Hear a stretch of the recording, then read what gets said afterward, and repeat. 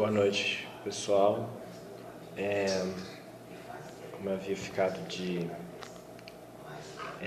explicar sobre a questão da predestinação, né? E que seria o tema da primeira aula, e eu acabei passando por esse processo do microagulhamento e tal, e aí não deu para fazer o vídeo. E fazer texto é meio complicado porque o brasileiro é muito preguiçoso, tem preguiça de ler, né? Eu penso assim, vai ter pessoas dessa geração que daqui a 20 anos, quando estiverem com algum problema de saúde e tal, precisarem ler uma receita ou a bula de um remédio, ou até mesmo a administração da posologia, né, a posologia desse remédio, elas vão morrer. Eu não tenho dúvida de que elas vão morrer porque as pessoas têm preguiça de ler tudo, né? E é isso que ocasiona a burrice, a ignorância do nosso povo. Mas enfim, vamos ao que interessa. A primeira aula era sobre predestinação, e isso daí nós encontramos o tema predestinação, né? Se você tem aí uma Bíblia com você, pode usar qualquer Bíblia, católica, Testemunho de Jeová, adventista, evangélica. Eu uso e recomendo a Bíblia traduzida pelo João Ferreira de Almeida, né? Na sigla abreviada é a JFA, né? Atualizada, não, eu gosto mais da tradicional, né? João Ferreira de Almeida só, JFA. Mas enfim, aí lá em Efésios, né? Vamos abrir lá no capítulo 1 do livro de Efésios, e eu vou explicar para vocês. O texto, mais especificamente, no capítulo 5, ele fala no capítulo 1, versículo 5, fala sobre essa questão da predestinação. E aí muita gente acaba usando isso de pretexto para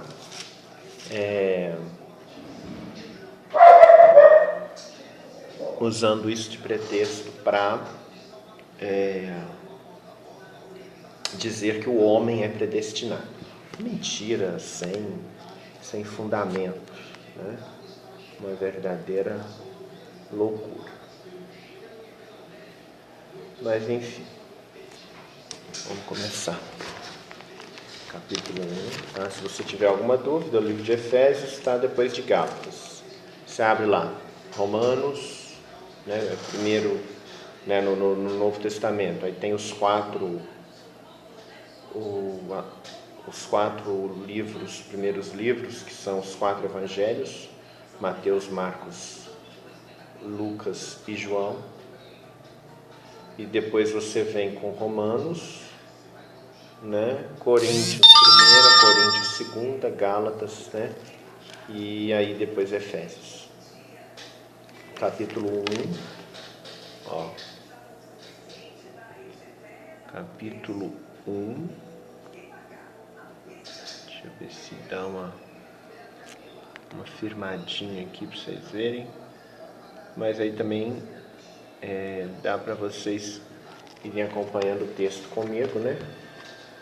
E pela sua Bíblia. Então, Efésios 1, prefácio e saudação. É interessante sempre que você, como eu tinha dito no texto sobre a predestinação, antes de falar sobre a aula, eu tinha dito o seguinte: é muito comum que Um maluco desses aí, seja qual religião for, pastor, padre, ancião, mestre, presbítero, reverendo, seja lá o que for. É muito comum essas pessoas usarem apenas o versículo que eles querem. Não estou generalizando, não estou dizendo que são todos, mas a grande maioria. Não vamos ser hipócritas, né? Então, é muito comum que eles utilizem apenas o versículo que eles querem explicar. E aí, em cima daquele versículo, eles fazem todo um sermão, né? Com cobrança, com pressão psicológica. Uns até usam um versículo só para poder obrigar as pessoas a pagarem dízimo, que nós vamos falar futuramente, se é obrigatório ou não, se é só 1%, se é 10%, quanto que é. Isso aí nós vamos ver depois. Mas enfim. Então, toda vez que você vai ler um versículo da Bíblia, toda vez que alguém colocar para você, que você ler um texto, ou você ouvir uma pregação de um pastor, de um padre, de um religioso qualquer, e ele usar apenas aquele versículo, aquele único versículo, ou dois no máximo, e começar a falar demais sobre aquilo ali, fazer um texto muito grande, eu sugiro a você que pegue a Bíblia e leia os versículos anteriores a este que ele está ensinando. Porque quando um apóstolo, quando um profeta escrevia a Bíblia, ele não vinha não era uma linha só para você. Ele não escrevia no intuito de você ler apenas uma linha e a partir daquilo ali você ter toda a explicação, não precisar de mais nada. É como um livro comum, desses que eu escrevo, desses que outros autores escrevem. E aí, se você pega só um parágrafo de um livro, não dá para você entender a história toda, não é verdade? Mas se você pegar um capítulo inteiro, aí dá para você entender o que aquela pessoa quis dizer. Então, por isso que quando eles vierem com um ou dois versículos, você desconfie. É seu direito desconfiar. Desconfie, vá lá, leia o contexto do capítulo todinho, né? Então, por exemplo, aqui é o versículo 5. Então, você pega do versículo 1 para frente. É o versículo 20, por exemplo. Pega do versículo 1. E aí vai lendo até o versículo 20 e ainda lê mais uns dois depois, para que fique bem elucidado. Até que você sinta que a dúvida evaporou-se. E também, havendo dúvidas, pode entrar em contato comigo, que eu explico para vocês quantas vezes for necessário. O importante é a gente entender o significado de cada coisa na palavra de Deus. Agora vamos lá. Efésios capítulo 1, versículo 1. Paulo, apóstolo de Jesus Cristo, pela vontade de Deus, aos santos que estão em Éfeso e fiéis em Cristo Jesus. Ou seja, a saudação da carta. É o início da carta, né?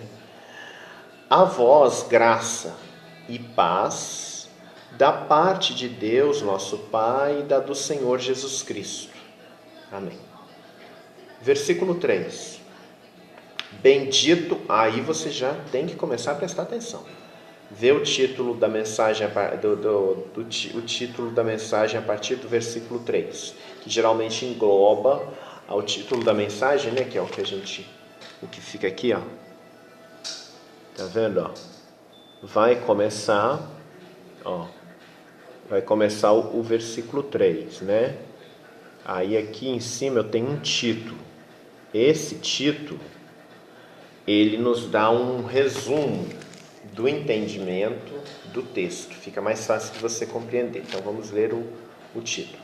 As bênçãos de Deus em Jesus Cristo, autor da nossa redenção e cabeça da igreja. Então, por aí você já tira uma base. Autor da nossa redenção. Versículo 3. Bendito o Deus e Pai de nosso Senhor Jesus Cristo, o qual nos abençoou com todas as bênçãos espirituais nos lugares celestiais em Cristo, como também nos elegeu nele antes da fundação do mundo, para que fôssemos santos e irrepreensíveis diante dele em caridade. Vamos ler de novo. Como também, o versículo 4.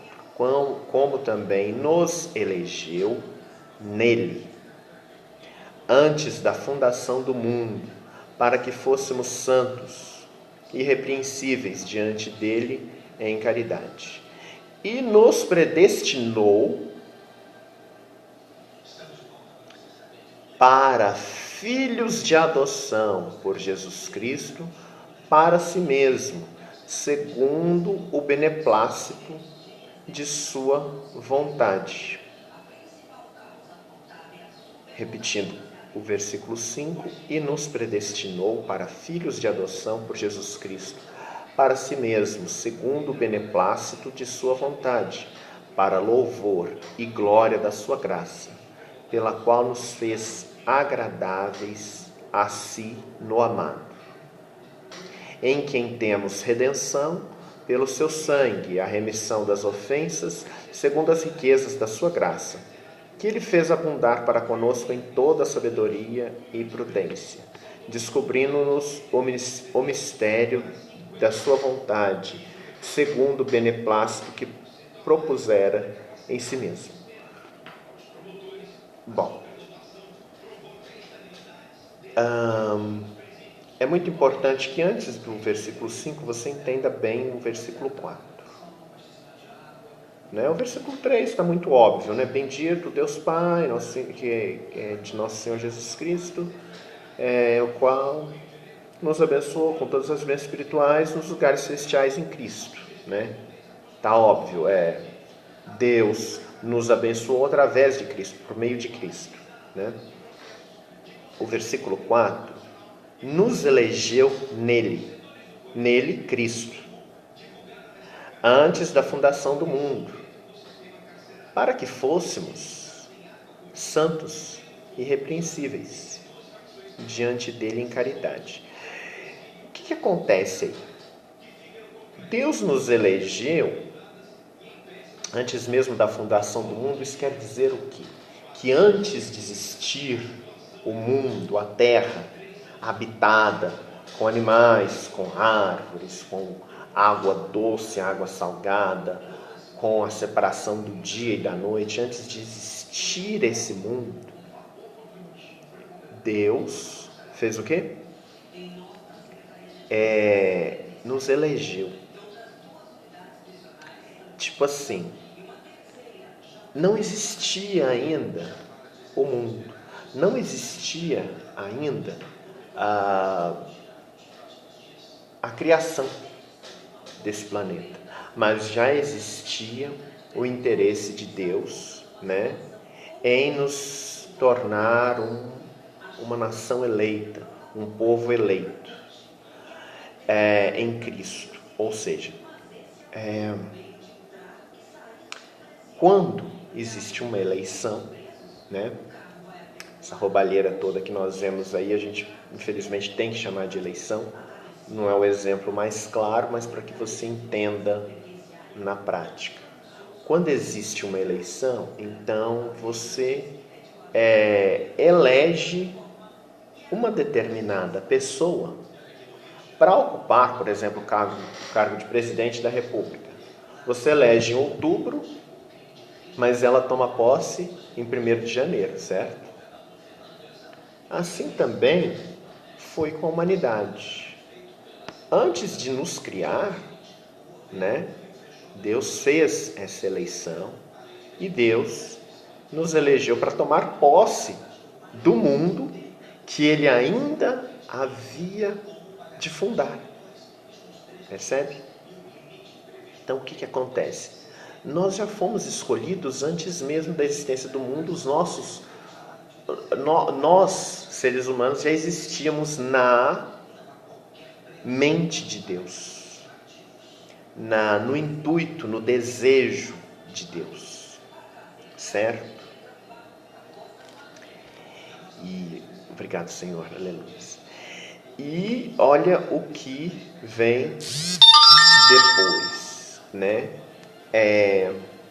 Para que fôssemos santos, irrepreensíveis diante dele em caridade ou glória. Quando você elege um presidente, um governador, um prefeito, o que você espera dele? No dia 3 de outubro, ali, quando você vai à urna, aperta os números dele lá e confirma, o que você espera dele? Você espera que a partir do dia 1º, o que você espera dele a partir do dia 1º? Você espera que a partir do dia 1º ele seja um político corrupto? Ele seja um canalha que vai desviar o seu dinheiro, o dinheiro da educação, o dinheiro da saúde para os bolsos dele? Ou você espera, no dia que você o elege, 3 de outubro, que ele, a partir do dia 1º de janeiro do outro ano, seja um bom administrador, um homem preocupado com a coisa pública, com o bem-estar da população? Eu acho que você espera, né, que seja a segunda opção, que ele seja preocupado com a população, que ele seja um político irrepreensível, né, caridoso, amém? E santo, né? Um político santo, porque na realidade muita gente fala, política e religião não se misturam, porque um santo, tá? Santo é uma coisa sagrada. Santo, na verdade, significa ser separado, né? Um político santo seria um político separado. Então aí o que acontece? Você, quando elege esse político, você espera isso dele. Você espera que ele seja honesto, irrepreensível, competente, preocupado com o povo, uma pessoa que venha a fazer as melhores coisas possíveis por aquela comunidade. Assim também foi com o Senhor nosso Deus. Antes de criar a humanidade, Ele já havia nos elegido para sermos honestos, irrepreensíveis, santos, sem pecado, certo? Mas aí, o que acontece? Voltando para a eleição, que é muito comum aqui no Brasil, que é muito comum aqui no Brasil. Aí o cara toma posse no dia 1º de janeiro, e aí passa um mês, 2 meses, nada acontece. Aí quando dali um ano e meio, começam a vir as denúncias de corrupção, de roubalheira no governo dele. Vamos comparar as duas coisas? Assim também aconteceu com a nação que Deus elegeu, certo? Deus elegeu a nação, a humanidade para ser santa, para ser irrepreensível, caridosa. Mas, no entanto, após essa nação ser eleita, tomar posse daquilo que era dela, que era a terra, com os animais, com os frutos, com a água, com as 4 estações, né, com o clima, essa humanidade passou a se envolver na corrupção, passou a desviar do caminho correto. Então, isso daí quer dizer o quê? Que Deus nos predestinou, porque Ele nos elegeu. Se Ele nos elegeu, Ele nos predestinou. Se a população brasileira elege um presidente, aleluia, glórias te dou, Pai. Se ela elege um presidente, ela predestina esse presidente a ser o governante do país, e ela predestina, né, ela tem a expectativa de que ele seja um governante acima de qualquer suspeita, acima de qualquer, né, governante irrepreensível. Então, assim é o que acontece com assim é o que aconteceu com a humanidade em relação aos pensamentos de Deus. Então Deus tinha esse propósito de que nós fôssemos honestos, corretos, e acabou que quando veio o primeiro casal, já aconteceu aquela lambança toda, né? Comeu fruto proibido, adquiriu um conhecimento do que era bom e do que era mal, né? E aí o negócio desandou. Mas não era essa a intenção de Deus. Deus jamais ia criar a humanidade no intuito de que ela fosse fazer tanta coisa errada e decepcioná-lo tanto. Né? Até tem uma parte da Bíblia, depois nós vamos estudar mais para frente sobre isso, que diz que Deus arrependeu de fazer o homem, né? Ou seja, de ter feito a humanidade. Se ele se arrependeu, né, ali quer dizer o quê? Deus é perfeito, né?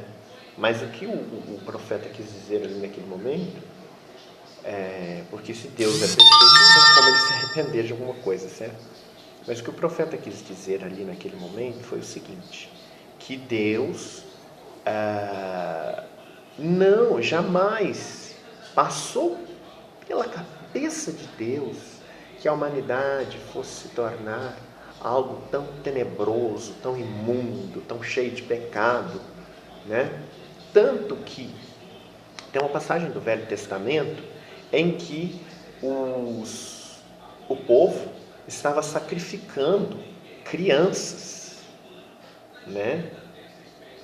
Como forma de atos religiosos, e o próprio Deus falou: eu jamais pensei isso para vocês. Ou seja, Deus não compactua com a maldade do homem. Então Deus jamais pensou que o homem fosse capaz de atos tão abomináveis.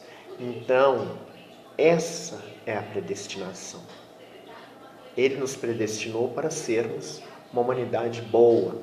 Realmente, aqui nos predestinou para filhos de adoção por Jesus Cristo, ou seja, nós seríamos irmãos adotivos de Jesus Cristo.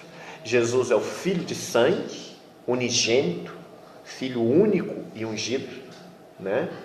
Absoluto de Deus, e nós seríamos filhos adotivos, né? Nós seríamos filhos de Deus em adoção. Nós não teríamos o mesmo sangue de Jesus, mas nós teríamos o mesmo amor do Pai, porque um pai de verdade, ele ama tanto o filho de adoção quanto o filho de sangue.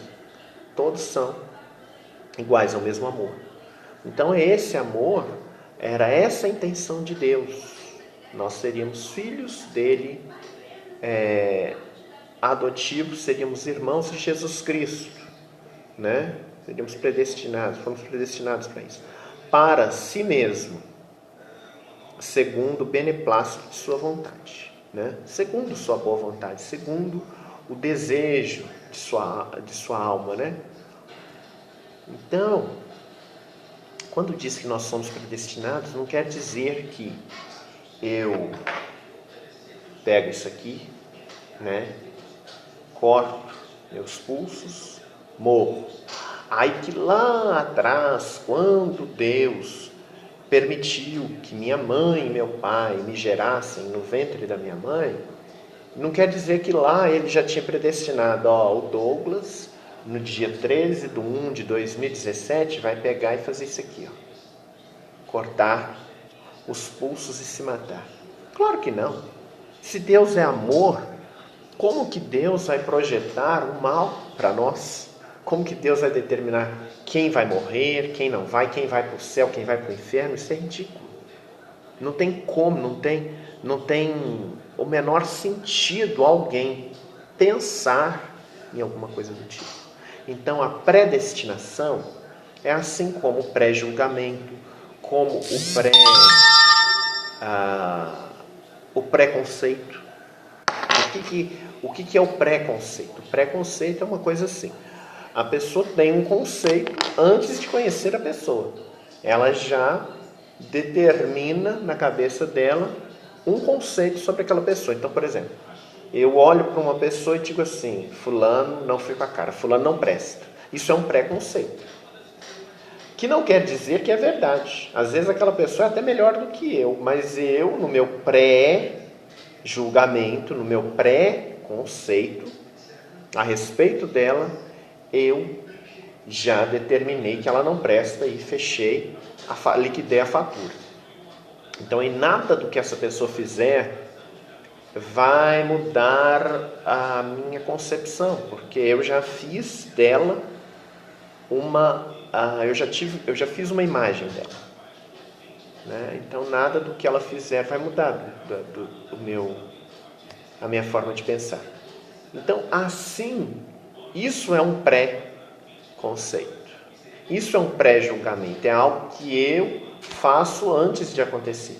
Então predestinar a humanidade significa assim, que Deus estabeleceu um projeto, estabeleceu um destino que Ele gostaria que a humanidade tivesse.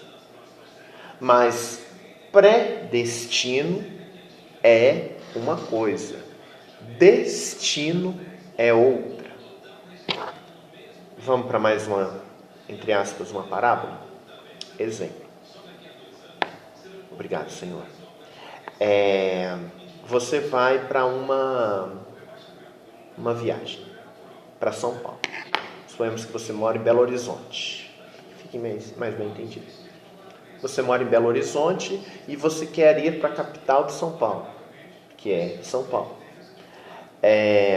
Aí você vai comprar a passagem lá no guichê da rodoviária.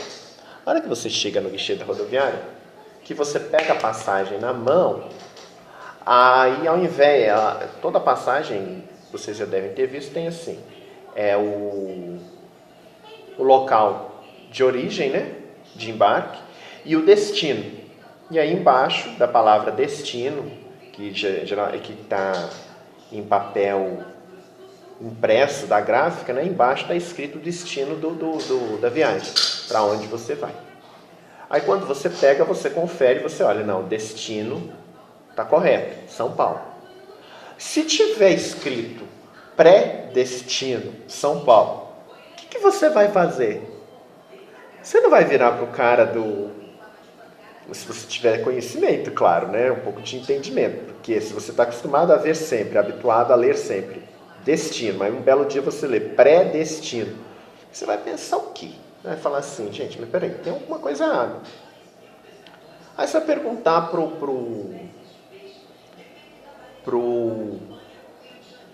o cara que fez a passagem lá, o cara do guichê: moço, o que significa pré-destino São Paulo? Não é destino que tinha que estar aqui? Aí ele diz para você assim: não, é pré-destino, é porque a intenção do ônibus é ir para São Paulo, mas talvez ele pare antes, talvez ele chegue só até Atibaia, talvez ele chegue só até Extrema, que fica na divisa dos dois estados, talvez ele chegue só até Bragança Paulista. Então nós estamos colocando pré-destino por isso, porque não necessariamente ele vai para São Paulo. O objetivo da viagem é ele ir até a cidade de São Paulo, mas talvez ele não chegue a ir até lá. Então, por isso que é predestino. Aí o que você vai fazer? Você não vai pedir seu dinheiro de volta? Você não vai virar e falar, não, então eu não quero. Eu só quero comprar a passagem se eu tiver a certeza que o destino é a cidade de São Paulo. Entenderam? Então, o que acontece? Predestino é uma coisa que não obrigatoriamente vai acontecer. Então, Deus predestinou. Ele sonhou, ele projetou, ele acreditou que a humanidade seria incorruptível, seria honesta, sem pecado, seria santa. Mas ele não desejou, ele não destinou a humanidade para ser, ele não destinou a humanidade para ser santa. Ele predestinou, ou seja, sonhou, para que fique melhor entendido. Ele sonhou, ele projetou, ele acreditou, teve esperança de que a humanidade fosse incorruptível, irrepreensível, santa, honesta, sem pecados. Mas aí no meio do caminho, essa humanidade, no meio do caminho não, logo no início do caminho, essa humanidade já se mostrou totalmente má, já começou a pecar. E aí o que Deus podia fazer? A humanidade já havia sido criada. Ele tinha poder para destruir tudo, acabar com tudo, começar do zero. Ele tinha poder, inclusive, para destinar-nos, que aí sim, aí seria correto. Então, quando diz aqui, nos predestinou, significa algo que pode acontecer ou não. Agora, se Deus quisesse, Ele poderia ter nos destinado. Aí sim. Aí, se Ele tivesse nos destinado para filhos de adoção, para si mesmo, segundo o beneplácito de sua vontade, para sermos santos, irrepreensíveis, diante dele em caridade, aí sim, aí todos os seres humanos seriam programados, seriam como robôs. Já iam sair do ventre dos pais, fazer tudo direitinho, ninguém ia roubar, ninguém ia matar, ninguém ia se prostituir, ninguém ia adulterar, ninguém ia mentir. Entendeu? Aí sim, mas aí seríamos destinados e não predestinados. Eu acho que ficou bem claro, Então, o que acontece? A predestinação significa isso. É um projeto que não necessariamente vai acontecer. É a intenção da pessoa que aconteça, mas não quer dizer que vai acontecer.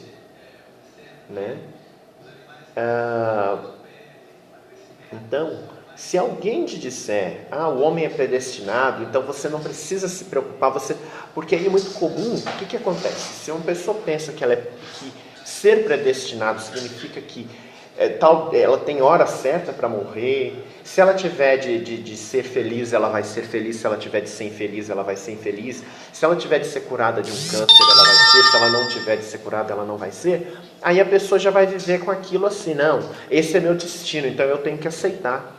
Uma ova, não tem esse negócio de, esse é o meu destino, eu tenho que aceitar. Você tem todo o direito de correr atrás de uma cura, de uma vida melhor, de estabilidade psicológica, financeira, de uma faculdade, de um sonho, de uma viagem, de um casamento, de ter filhos. Você tem todo o direito disso, ainda que as circunstâncias digam contra, você tem todo o direito e o dever, inclusive, de tentar mudar aquilo que parece que é o seu destino, que é a sua sina, vamos dizer assim, Muita gente usava esse termo, minha sina. Então, se você tem aí esse problema um problema de saúde, se você tem aí o desejo de se casar e não consegue se casar, você tem o desejo de fazer uma faculdade, de encontrar um trabalho melhor, de ter seu próprio negócio, de fazer uma viagem, sei lá o que você sonha para a sua vida. E aí você fala, eu nem vou tentar porque eu estou destinado, estou predestinado, meu destino é esse, de não conseguir realizar. Então, larga de ser bobo, larga de ser burro, porque isso daí é coisa que colocaram na sua cabeça pessoas frustradas ou até mesmo o inimigo da sua alma. Colocou isso na sua cabeça, tá? Isso eu não estou dizendo para você como religioso, porque isso é bobagem, entendeu? Do ponto de vista bíblico, nós temos um inimigo da nossa alma e do ponto de vista bíblico também nós temos muita gente para poder puxar a gente para trás, fazer a gente, né? Então, não se preocupe com isso. Simplesmente acredite naquilo que você é capaz, naquilo que você tem vontade de realizar, tá? Porque Deus nos predestinou para coisas boas. Ele nos predestinou para sermos irrepreensíveis, santos, pessoas dignas, honestas. Então, se o seu desejo é honesto, né? Se você tem um desejo de uma viagem, é uma coisa honesta. Se você tem o desejo de ser curado de um câncer, de um problema genético, de uma paraplegia, uma situação temporária, ou às vezes até que é irreversível, que eles disseram para você que é irreversível, os médicos, sei lá, até mesmo a AIDS. Se você tem desejo, sonho, projetos, né, para alguma coisa na sua vida, seja ela qual for, e essa coisa é uma coisa positiva, uma coisa boa, não tem maldade, não tem pecado nisso que você quer fazer, então Deus está com você. Deus vai te ajudar a realizar, certo? Eu queria encerrar com uma oração breve, né? Uma oração que qualquer pessoa, de qualquer religião, de qualquer credo pode fazer, né? E uma oração bem objetiva, agradecendo por essa palavra que Deus nos deu, por esse ensinamento que Deus nos deu, e agradecendo e pedindo para que o seu coração, os seus desejos, os seus projetos se realizem, e que se você tem aquela baixa autoestima, aquela insegurança, achando que já está determinado a sofrer, aquela coisa de dramalhão mexicano, então que a gente, através dessa oração, mude a sua cabeça, mude as suas crenças, te faça uma nova pessoa em Cristo Jesus, amém? Eu te convido a fechar os olhos, descansar a alma, o coração, afastar todo o pensamento ruim, e vamos entrar na presença do nosso Deus rendendo graças. Senhor Deus e Pai, graças te damos, agradecemos por essa oportunidade, por esse ensinamento. Oh Pai, muito obrigado por tudo que o Senhor faz por nós, tem feito por nós, e vá de encontro neste momento a todas as pessoas que têm de alguma forma estado frustradas, achando que estão condenadas a um destino qualquer de infelicidade, de amargura, de tristeza, de doença, de derrota. Este não é o plano do Senhor, nós sabemos disso. Sabemos que o Senhor sempre, desde antes da criação desse mundo, o Senhor sonhou o melhor para nós. E temos que ser gratos por isso. Vá de encontro a este coração contrito, amargurado, que está se sentindo derrotado. Transforma essa vida para a honra e glória do Teu nome. Abra a mente, abra os caminhos dela. Faça com que ela seja feliz, com que ela seja bem-sucedida em tudo que ela realizar. E que todos os projetos dela sejam sempre voltados para agradar ao Senhor. Em o nome do Senhor Jesus Cristo eu te peço. Sara feridas, cura doenças, levanta o desanimado, ampara o entristecido, traz um sorriso para aquele que só tem lágrimas nos olhos. Te peço isso em nome do Senhor Jesus Cristo. Que assim seja. Amém. Graças a Deus. Então eu fico por aqui. Você que tiver alguma dúvida, pode deixar inbox no meu Facebook, pode deixar no meu WhatsApp. Se você não tem meu WhatsApp, 37999 558363 99558363, código é 37.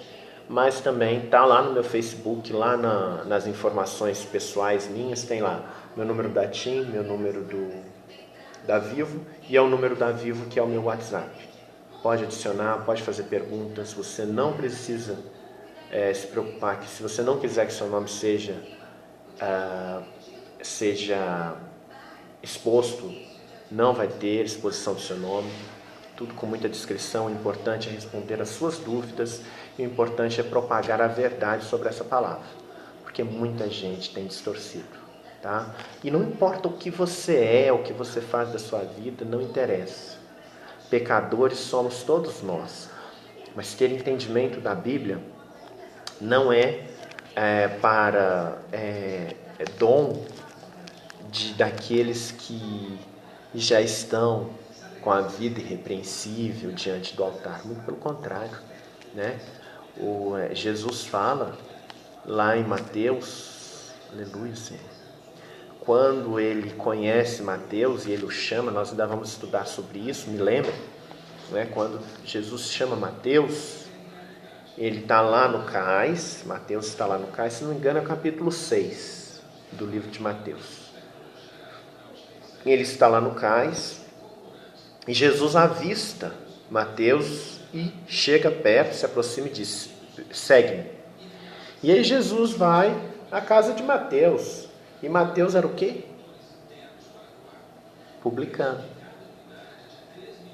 Então, aí chega Jesus lá para almoçar na casa de Mateus, e quem é que se senta na mesa com Jesus? Mateus, o publicano, os amigos dele de trabalho, e quem mais? Que diz a Bíblia? Os pecadores. E aí os fariseus, né, como sempre, hipócritas, raça ordinária, né, que a gente tem muito aí hoje. O que é o fariseu? É aquele cara que aponta o dedo para você e diz: nossa, mas você, que moral que você tem para isso, que moral que o Douglas tem para falar de teologia, né? E aí vai apontar todos os seus defeitos para dizer que você não é digno de ler a Bíblia, não é digno de perdão de Deus. Isso é um fariseu, tá? E aí o que Jesus respondeu? Porque aí não disse o que é. Aí os fariseus disseram para os discípulos de Jesus: mas quem é esse mestre? Quem é este que se senta com os publicanos, né, cobradores de impostos, e pecadores? Quem é este, como diz? Então ele não é uma pessoa irrepreensível, ele não é uma pessoa que nós podemos dar crédito, porque ele está se sentando no meio de pessoas que não prestam. E aí Jesus disse bem claramente: eu não vim para salvar os que já estão salvos, os que já são santos. Eu vim para salvar os pecadores. Então a Bíblia é para isso, meu amigo. A Bíblia é para orientar os que estão em pecado, os que vivem em pecado, os que são pecadores, para que eles convertam a sua vida a Cristo Jesus. Entendeu? Porque se fosse para salvar aqueles que já são sem pecado, que são perfeitos, não precisava de Bíblia, já estava todo mundo no céu. Tá ok? Então reflita sobre isso. Não deixe que pessoas puxem você para baixo, te desanimem, não. Siga nessa linha de raciocínio que eu falei para vocês. Esqueçam essa balela de predestinação, que você está condenado ao fracasso e coisa e tal, e segue em frente, porque Deus sempre tem e terá o melhor para você, porque Ele sonha o melhor para você. Fiquem com Deus, fiquem na paz do Senhor Jesus e até a próxima. Não esqueçam de escrever para mim, tá? Beijo. Tchau, tchau.